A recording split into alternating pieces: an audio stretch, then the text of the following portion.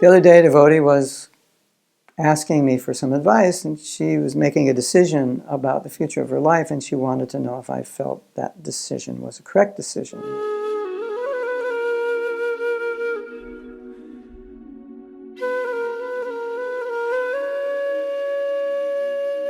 There's different ways to look at decisions.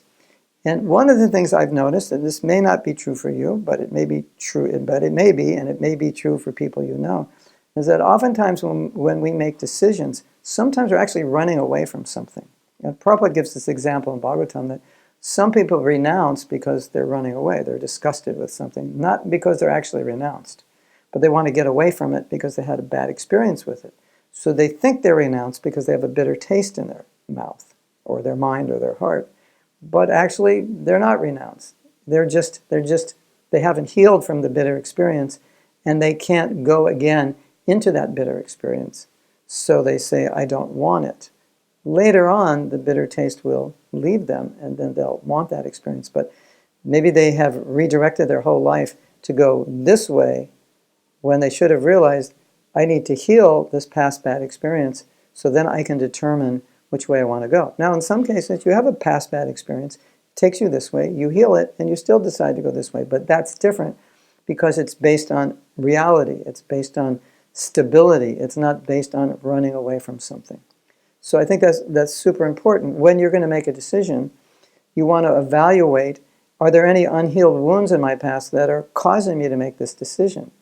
And if they are, it's better I work on healing those wounds. Then I'll be in a stable position to make a decision about what direction I should go in the future, rather than reacting because of negative past that's still painful for me that I haven't healed. It could be resentment, it could be trauma, it could be so many things.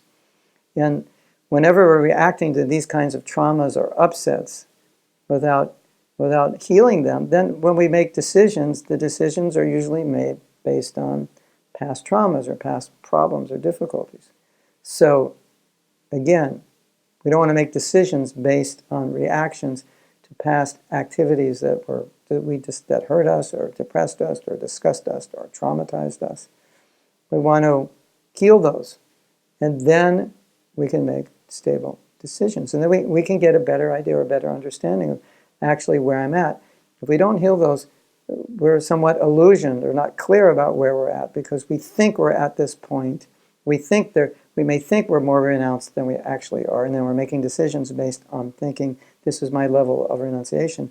When I'm not renounced, I'm actually just running away. And to add a little side point, sometimes I see people are always moving from one service to another, from one place to another, or people are like super, super busy, like 18, 19, 20 hours. They're always like, I'm so busy, I'm doing so much. And this may not be true in every case, but often when people tell me that, my first question to them is, what are you running away from? Like, why are you that busy? Or why do you keep moving? Or like, you're afraid of yourself or afraid you have to deal with something, so you just keep moving so you don't have to. So that's another good question to ask yourself if you are in that situation of being overly, overly busy. You're always moving from one thing to another, one service to another. You've got 26 services going on at once, and you don't have any time for anything.